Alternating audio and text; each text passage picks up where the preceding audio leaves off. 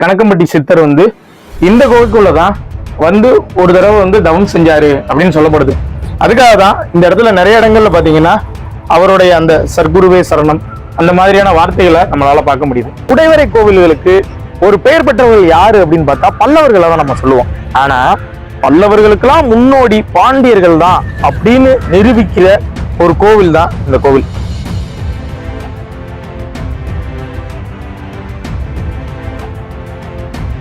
மிகப்பெரிய ஆவுடை, அதாவது மிகப்பெரிய ஒரு பானம், அவ்வளவு பெரிய சாமிங்க. நீங்க பாத்தீங்கன்னாலே தெரியும் சாமி வந்து எவ்வளவு அழகா இருக்காருன்னு பாருங்க.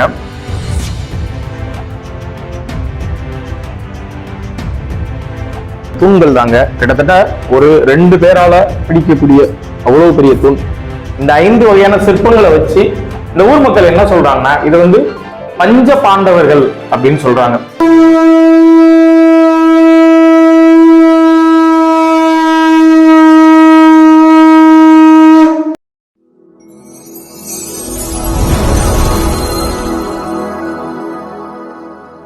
பாண்டியர்களோட சிற்பக்கலையை நாம நிறைய காணொளிகள்ல இந்த வெளி உலகத்துக்கு கொண்டு வந்திருக்கோம். ஆனா பொதுவா இந்த கற்றளி கோவில்கள் இல்லாம குடைவரை கோவில்களுக்கு ஒரு பெயர் பெற்றவர்கள் யாரு அப்படின்னு பார்த்தா பல்லவர்களை தான் நம்ம சொல்லுவோம். ஆனா பல்லவர்களுக்கெல்லாம் முன்னோடி பாண்டியர்கள் தான் அப்படின்னு நிரூபிக்கிற ஒரு கோவில் தான் இந்த கோவில். அப்போ உங்களுக்கே தெரிஞ்சிருக்கும் இன்னைக்கு இந்த காணொலியில நம்ம என்ன பார்க்க போறோம்னா பாண்டியர்கள் கட்டிய ஒரு குடைவரை கோவிலை தான் பார்க்க போறோம். வாங்க கோவிலுக்குள்ள போலாம்.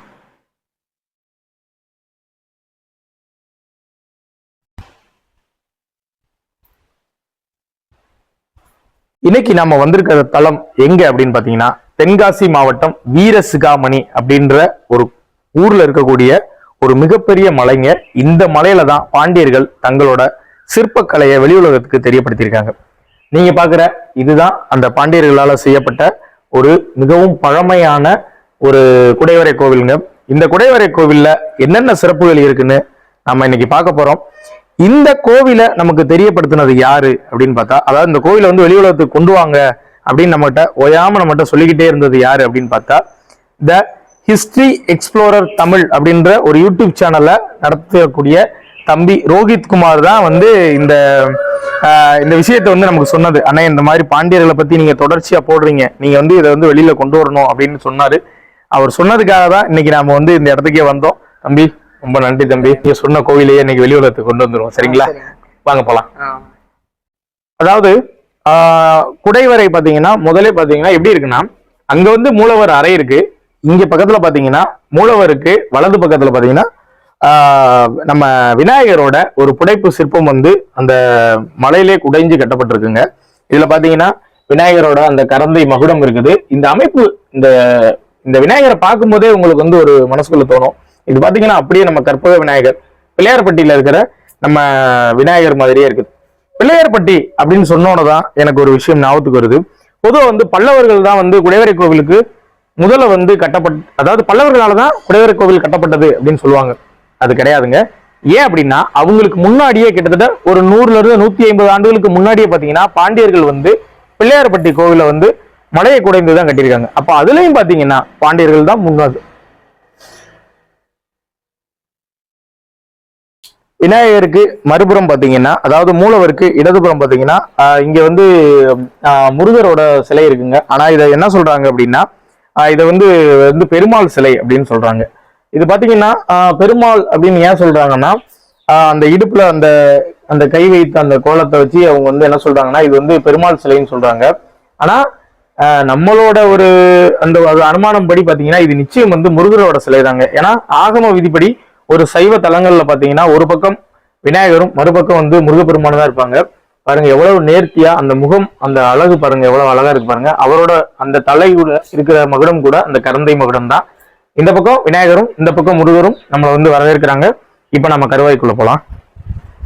கருவறைக்குள்ள நம்ம இப்ப வர்றோம். இந்த கருவறைக்குள்ள பாத்தீங்கன்னா கிட்டத்தட்ட ஒரு 5 படிக்கட்டுகள் வந்து மேல ஏறிதான் நம்ம வந்து உள்ள வரோம். அப்ப பாத்தீங்கன்னா ஒரு 6 அடி உயரம் வச்சுதான் இந்த தலைமையை அந்த தலத்தை வந்து உருவாக்கியிருக்காங்க. இதுல பாத்தீங்கன்னா நிறைய வந்து புடைப்பு சிற்பங்கள் வந்து நமக்கு காணப்படுது இந்த கோவில் முழுவதும். இதுல பாத்தீங்கன்னா மொத்தம் 5 வகையான சிற்பங்களை நம்மளால பார்க்க முடியுது. இந்த 5 வகையான சிற்பங்களை வச்சு இந்த ஊர் மக்கள் என்ன சொல்றாங்கன்னா இது வந்து பஞ்ச பாண்டவர்கள் அப்படின்னு சொல்றாங்க. ஆனா அது ஒரு விதத்துல வந்து பஞ்ச பாண்டவர்கள் சொல்லிக்கலாம். ஆனா வந்து இதோட சரியான காரணம் வந்து நமக்கு தெரியலைங்க. ஏன் அப்படின்னா இவரோட இந்த முக அமைப்பு பாருங்க, அவர் வச்சிருக்கிற அந்த ஒரு தாடி அமைப்பு, அவரோட முக அமைப்பு எல்லாத்தையும் வச்சு பார்க்கும்போது இவர் வந்து இந்த இடத்துல வாழ்ந்த ஒரு முனிவரா இருக்கலாம், இல்ல வந்து இந்த கோவிலுக்கு ஏதாவது ஒரு திருப்பணி செஞ்சவரா இருக்கலாம், அந்த மாதிரி இருக்கலாம். இவருக்கு அப்படியே எதிர பாத்தீங்கன்னா அங்கேயும் ஒரு முனிவரோட ஒரு சிலை இருக்குதுங்க.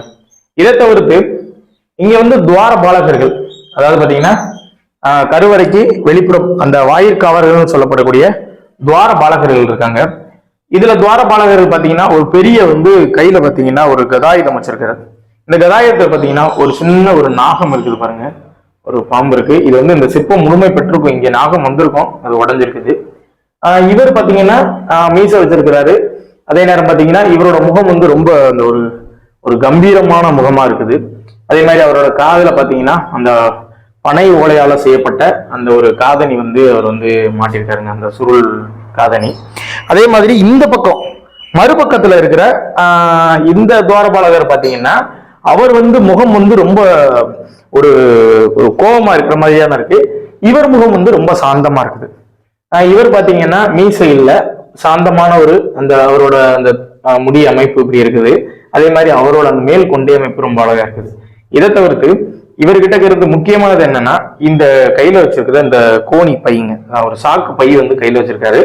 இதை தவிர்த்து அவர் கையில என்ன வச்சிருக்காருன்னா ஒரு சின்ன குடுவை மாதிரி இருக்கு, ஒரு சின்ன குடுவை மாதிரி இருக்கு பாருங்க. இந்த குடுவை எதுக்கு அப்படின்னா இதோட பேர் என்ன அப்படின்னா சுரக்காய் குடுவைன்னு சொல்லுவாங்க.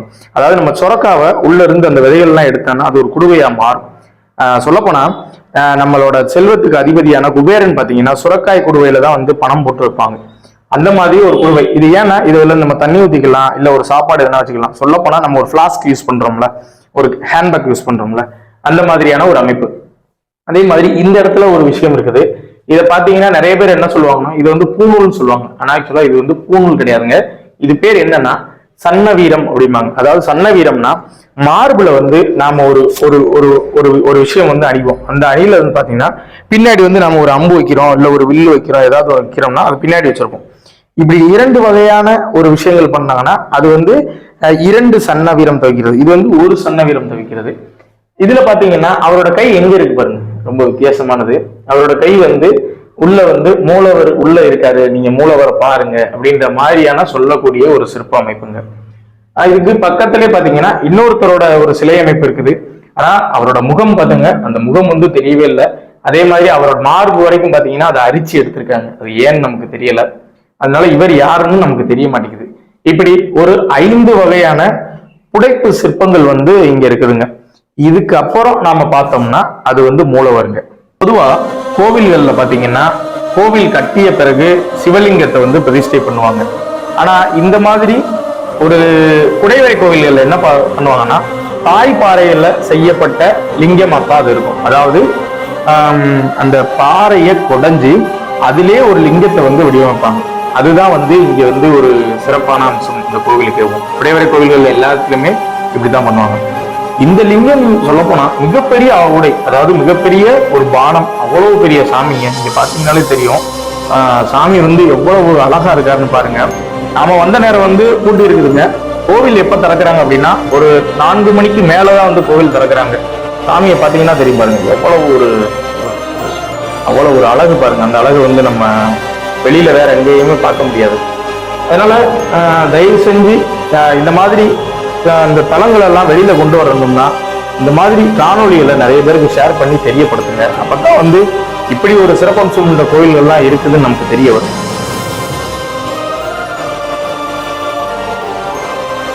பெருமான் உள்ள இருக்கிறாரு, அவருக்கு நேரா தான் எப்பயுமே நந்தி இருக்கணும். அப்ப பாத்தீங்கன்னா கிட்டத்தட்ட நம்ம ஒரு 6 அடிக்கு மேல வந்து மேல் தளத்துலதான் நம்ம இருக்கிறோம், பறைகளுக்கு மேல இருக்கும். இப்ப அதனால என்ன பண்ணிருக்காங்கன்னா நந்தியையும் அதே மாதிரி ஒரு மிகப்பெரிய பீடம் கட்டி எவ்வளவு பெரிய லிங்கமோ அவ்வளவு பெரிய லிங்கத்துக்கு அனுசரிச்சு அவ்வளவு ஒரு பெரிய நந்தியை வந்து இங்க வந்து வடிவமைப்பு பண்ணி வச்சிருக்காங்க. பாத்தீங்கன்னா தெரியும், மிகப்பெரிய நந்தி. அவரோட முகம் கரெக்டா அங்க பாத்தீங்கன்னா நம்ம மூலவருக்கு நேரா இருக்குது. அப்படிப்பட்ட ஒரு நந்தியையும் சரியான ஒரு இடத்துல வந்து பிரதிஷ்டை பண்ணி வச்சிருக்கிறாங்க.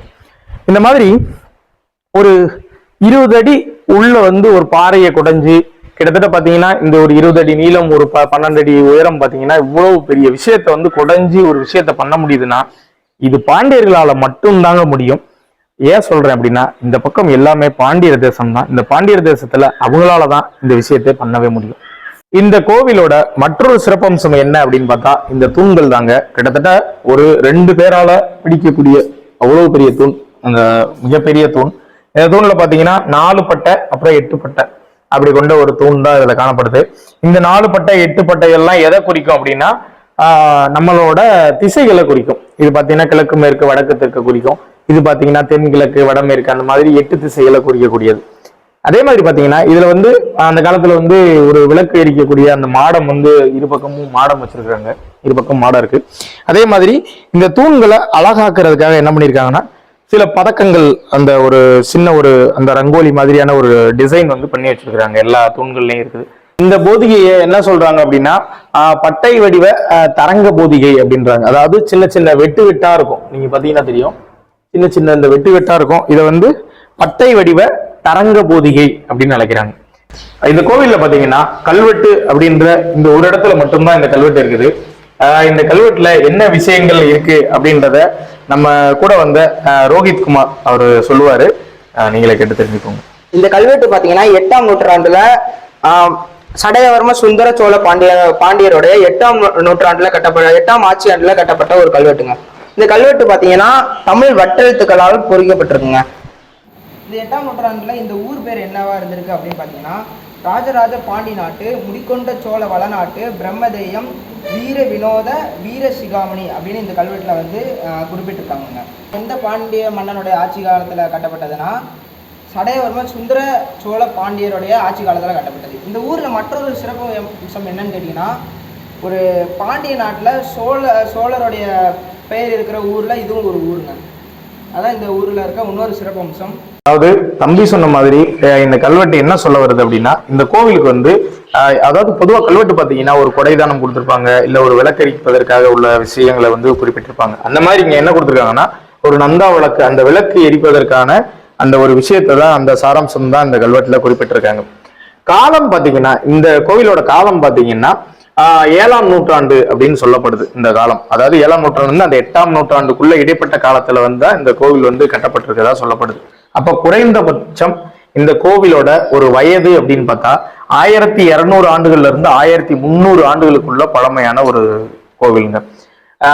நீங்க வந்து நிறைய கோவில்களுக்கு போவீங்க, அதாவது ஒரு 700 ஆண்டுகள் 600 ஆண்டுகள் பழமையான இந்த ஜோசியர்கள் பேச்சை கேட்டுலாம் நிறைய தலங்களுக்கு எல்லாம் போவாங்க. ஆனா இந்த மாதிரியான ஒரு தலங்களுக்கு வந்து யாரும் வர்றதே கிடையாது. நாங்களே பாத்தீங்கன்னா கிட்டத்தட்ட ஒரு 2 மணி நேரம் 3 மணி நேரத்துக்கு மேல இங்கதான் இருந்தோம். பெரிய அளவுல யாரும் வர்றதில்லை. அதனால இந்த கோவிலுக்கு நிறைய பேர் வரணும். இப்படி ஒரு ஒரு சிறப்பம்சம் மிக்க கோவிலை வந்து வெளி உலகத்தை காட்டணும்னா அது உங்களால மட்டும் தாங்க முடியும். இப்படி பழமையான ஒரு கோவிலை வந்து நம்ம பார்த்தோங்க. ஆனா நம்ம ஆளுங்க பண்ற விஷயம் பாருங்க, இந்த மாதிரி கிறுக்கர்கள் இருக்கிற வரைக்கும் இப்படி தாங்க இருக்கும் இந்த கோவில் எல்லாமே. ஏன்னா ஒரு அழகா ஒரு பெயிண்ட் அடிச்சு வச்சிருக்கிறாங்க, கோவிலை பாதுகாக்கிறாங்க. ஆனா வர்ற எல்லாருமே என்ன பண்றதுன்னா, இங்க இருக்கிற அந்த மையை எடுத்துட்டு இந்த மாதிரி ஏதாவது அவங்களோட அந்த லவ்வர் பேரு, காதலியோட பேரு, காதலி பேரெல்லாம் எழுதி வைக்கிறது. இது எழுதி வைக்கிறதுனால என்ன ஆக போகுது? கொஞ்சமாவது, அதாவது படிச்சவங்க தான் இந்த மாதிரி வேலைகள் பாக்குறாங்க, படிக்காதவங்க யாருமே இந்த மாதிரி வேலைகள் பாக்குறதே கிடையாது. அவங்க வந்தாங்கன்னா பக்தியா அந்த விஷயத்த பண்ணிட்டு போயிட்டே இருக்காங்க. அந்த படிச்சவங்க தான் என்ன பண்றாங்கன்னா, இந்த மாதிரி வந்து ஏதாவது தேவையில்லாத விஷயத்த எழுதுறது. அதாவது ஒருத்தன் எழுதிட்டான் அப்படின்னா அது ஃபுல்லா, இந்த செவர் ஃபுல்லா எழுதிடுறது. இன்னும் இதுக்கடுத்து என்ன பண்ணுவாங்கன்னா, கொஞ்சம் கொஞ்சமா கோவிலுக்குள்ள எழுத ஆரம்பிப்பாங்க. இது என்ன சொல்லன்னு தெரியல. தயவு செஞ்சு காணொலியில பார்த்து இந்த மாதிரி நீங்க எழுதுறவங்க யாராவது இருந்தீங்கன்னா இந்த மாதிரி விஷயங்கள் பண்ணவே பண்ணாதீங்க. இது எல்லாமே நம்மளோட பழமைகளை அழிக்கக்கூடிய ஒரு செயல். வீரசிகாமணி அந்த குடைவரை கோவிலை வந்து பார்த்தோங்க. இந்த குடைவரை கோவிலுக்கு பக்கத்திலே பாத்தீங்கன்னா ஒரு மிகப்பெரிய மலை, அந்த மலைக்குள்ளதான் இந்த கோவில் இருக்கு. இந்த மலைக்கு பக்கத்திலே பாத்தீங்கன்னா சமணர்களோட கற்படுக்கைகளை வந்து நம்மளால பார்க்க முடியுது. இங்க வந்து பாத்தீங்கன்னா தெரியும், இங்க வந்து ஒரு 3 கற்படுக்கைகள் இருக்குங்க. இந்த மலைக்கு மேல பாத்தீங்கன்னா நிறைய கற்படுக்கைகள் இருக்கு. இந்த அதாவது மலைக்கு கீழ்ப்புறத்துல பாத்தீங்கன்னா இங்க வந்து வெறும் 3 படுக்கைகள் மட்டும் நம்மளால பார்க்க முடியுது. இது வந்து அவங்களோட அந்த தலையணையா பயன்படுத்தியிருக்காங்க. இது பாத்தீங்கன்னா தெரியும், இது வந்து ஒரு கற்படுக்கை, இது ஒண்ணு மொத்தம் 3 கற்படுக்கை. இதை தவிர்த்து அவங்க இங்க வந்து தியானம் பண்ணக்கூடிய ஒரு இடத்தையும் குடைந்து வந்து வச்சிருக்கிறாங்க. அது எதுனா இந்த இடம் தான். இங்க வந்து அதாவது உள்ள வந்து அமர்ந்து ஒரு தியானம் பண்ணக்கூடிய இடமா வந்து இதை வந்து பயன்படுத்தியிருக்காங்க. உள்ள பாத்தீங்கன்னா ஒரு சின்ன குகை மாதிரி உள்ள போகுது. இந்த இதுல வந்து உட்கார்ந்து ஒரு தியானம் பண்ணக்கூடிய ஒரு விஷயங்களையும் சமணர்கள் பண்ணியிருக்காங்க. இந்த இடத்துல சமணர்கள் எப்போ வாழ்ந்தாங்க அப்படின்னு பார்த்தா 800 இருந்து ஒரு 900, அதாவது 700க்கு பிற்பகுதியில இருந்து ஒரு 900 வரைக்கும் இங்க வந்து வீரசிகாமணியில வந்து சமணர்கள் வாழ்ந்ததா அந்த எச்சங்கள், அந்த கல்வெட்டுகள் செய்திகள் வந்து நமக்கு கிடைக்குது.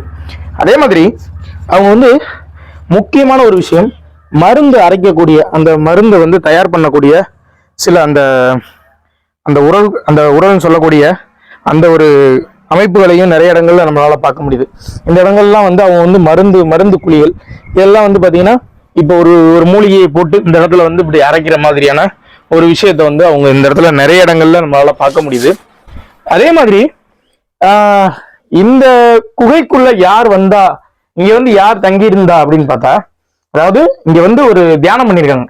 யார் இங்க வந்து தியானம் பண்ணா அப்படின்னா, நம்ம மூட்டை சாமிகள், அதாவது கணக்கம்பட்டி சித்தர் வந்து இந்த குகைக்குள்ளதான் வந்து ஒரு தடவை வந்து தவம் செஞ்சாரு அப்படின்னு சொல்லப்படுது.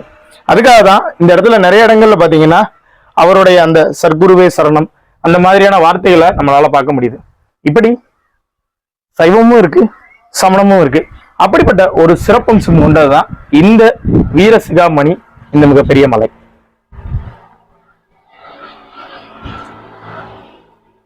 சமணர்கள் வாழ்ந்த அந்த குகை மற்றும் அந்த கற்படுகைகள் எல்லாம் நம்ம பார்த்தோம். அப்போ நம்ம என்னன்னா இங்க வந்து சிவபெருமான் இருக்காரு, பக்கத்துல பாத்தீங்கன்னா சமண மதம் இருந்திருக்கு. அதே மாதிரி இங்க வைணவ தலம் ஒண்ணு இருந்திருக்குங்க. அதாவது வைணவ தலம் இருந்ததுக்குரிய எச்சங்கள் வந்து அங்கங்க காணப்படுது, அந்த தூண்கள்லாம் காணப்படுது. இங்க பாத்தீங்கன்னா பெருமாள் வந்து அமர்ந்த நிலையில ஒரு கம்பீரமான சிற்பம்ங்க, அதாவது ஒரு சிலை. இது பாத்தீங்கன்னா தெரியும், 4 திருக்கரங்களுடன் சங்கு மற்றும் சக்கரம் தாங்கி அந்த பாண்டியர்களுக்கு உரித்தான அந்த கரந்தை மகுடத்தோட ரொம்பவும் அழகிய அவரோட முகம் பாருங்க, ரொம்பவும் அழகான ஒரு முகம், அதாவது ஒரு சிரித்த புன் உருவலோட இருக்கிற மாதிரியான ஒரு முக அமைப்புல காட்சி கொடுக்குறாருங்க. ஒரு காலத்துல இவர் வந்து மூலவரா இருந்தவர் கோவில்ல. ஆனா இன்னைக்கு பாத்தீங்கன்னா இவருக்குன்னு ஒரு சின்ன ஒரு தகர செட்ல வந்து இவரை அமர்த்தி வந்து வழிபாடுகள் பண்ணிக்கிட்டு தான் இருக்கிறாங்க. அப்போ இந்த வீரசிகாமணி பாத்தீங்கன்னா சைவம், வைணவம், சமணம் இந்த மாதிரி 3 மிகப்பெரிய ஒரு மதங்களுக்கும் முக்கியமான ஒரு தலமா வந்து விளங்கி இருக்கு அப்படின்னு நம்மளால எளிதா சொல்ல முடியுதுங்க.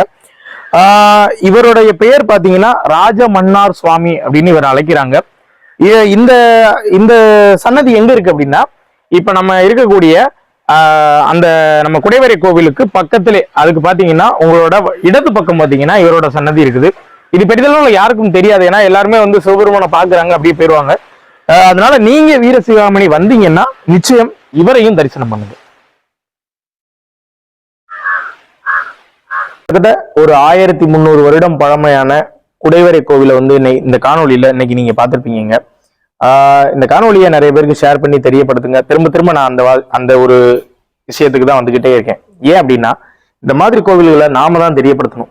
எங்களோட வேலை என்ன, இந்த மாதிரி கோவில்களுக்கு வந்து காணொலி எடுத்து போடுவது. ஆனா இந்த கோவிலை இன்னும் 4 பேருக்கு தெரியப்படுத்துவது வந்து உங்க கையில மட்டும்தான் இருக்கு. நீங்க பண்ற ஷேர்களால இன்னும் நிறைய பேருக்கு போகும், அவங்ககிட்ட இருந்து இன்னும் நிறைய பேருக்கு போகும். அப்ப என்னன்னா இது ஒரு மிகப்பெரிய தலமா கூட மாறும். அதுக்காக தான் நான் சொல்றேன், தென்காசி, அதாவது அடுத்து குற்றால சீசன் வருது, நீங்க தென்காசி மாவட்டம் வந்தீங்கன்னா நிச்சயம் வந்து இந்த வீரசிகாமணி இந்த கோவிலுக்கு வாங்க, வந்து இங்க இருக்கிற மூலவரை தரிசனம் பண்ணுங்க. சாயந்திரம், அதாவது மாலை வேளையில மட்டும்தான் வந்து உள்ள மூலவரை வந்து திறந்து அபிஷேகம் பண்றாங்க. மற்ற நேரம் எப்பயுமே கோவில் திறந்திருக்கும், நீங்க வரலாம். அதனால இந்த கோவிலுக்கு வரணும்னு ஆசைப்பட்டீங்கன்னா கண்டிப்பா நீங்க வீரசிகாமணி வரணும், வந்து இந்த மூலவரை தரிசனம் பண்ணணும். இது மட்டும்தான் எங்களோட ஆசை. இன்னைக்கு இந்த கோவிலை நமக்கு தெரியப்படுத்தின நம்ம தம்பி ரோஹித் குமார் அவருக்கு வந்து எங்களோட நெஞ்சார்ந்த நன்றிகள். ஏன்னா அவர் இந்த விஷயத்த வந்து எங்கிட்ட திரும்ப திரும்ப சொன்னாரு, இந்த மாதிரி இந்த கோவிலை வந்து நீங்க கொண்டு வரணும்னே அப்படின்னு சொன்னாரு. அதுக்காகவே நம்ம வந்து அந்த விஷயத்த வந்து நம்ம பண்ணியிருக்கோம். இப்ப அவரோட யூடியூப் சேனல் என்ன அப்படின்னு பாத்தீங்கன்னா, த ஹிஸ்டரி எக்ஸ்ப்ளோரர் தமிழ் அப்படின்ற ஒரு யூடியூப் சேனல் நடத்துறாரு. அவரோட அந்த யூடியூப் சேனலோட லிங்க் வந்து நான் டிஸ்கிரிப்ஷன்ல கொடுக்குறேன். நம்மளோட நேயர்கள் வந்து அவரோட வீடியோக்களையும் தொடர்ந்து பாருங்க. ஏன்னா அவரும் பாண்டிய தேசத்துல பயணிக்கக்கூடிய நம்ம தம்பி தான். அதனால அவருக்கும் உங்க ஆதரவை வந்து நீங்க தெரிவிக்கணும். அடுத்து வேற ஒரு நல்ல காணொலியில நான் உங்களை சந்திக்கிறேன். அது ஒரு அருமையான காணொலியா இருக்கும்னு நான் நம்புறேன்.